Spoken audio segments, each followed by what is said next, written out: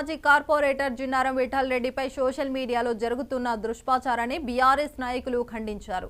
తనపై సోషల్ మీడియాలో రేవంత్ అన్న సైన్యం వెబ్సైట్లో దుష్ప్రచారం చేస్తున్నారని మాజీ కార్పొరేటర్ జిన్నారం విఠల్ రెడ్డి ఎట్టి పరిస్థితిలోనూ మోసి పరివాహక ప్రాంతంలో ఒక్క ఇల్లు కూల్చనీయమన్నారు. ఏ యంత్రం వచ్చినా తనను దాటుకొని వెళ్లనన్నారు. పేదల ఉసురు తగిలి రేవంత్ రెడ్డి ప్రభుత్వం కూలిపోతుందన్నారు.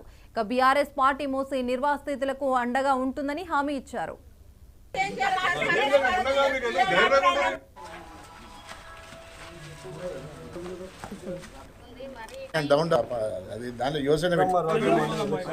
తొమ్మిదేళ్ల పాలన మన ముఖ్యమంత్రి రేవంత్ రెడ్డి గారి పాలన ఏ విధంగా చూడండి. ఏంటంటే ఏ పేదవాళ్ళు కూడా గుర్తొస్తలేదు ముఖ్యమంత్రి సిగ్నల్ పోగానే, ఎమ్మెల్యేలు గుర్తురారు.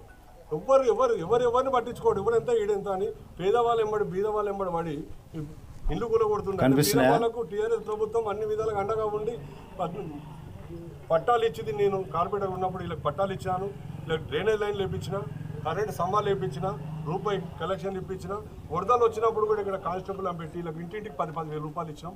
ప్రభుత్వం టీఆర్ఎస్ ప్రభుత్వం ఉంది. ఈ వచ్చిన ఇందిరమ్మ రాజ్యం ప్రభుత్వం ఏమంటుందంటే మేము కూలగొట్టేస్తాం, అంతా మాదే రాజ్యం అంటారు. దీనికి రేవంత్ రెడ్డి గారికి ఒక్కటే చెప్తున్నాను.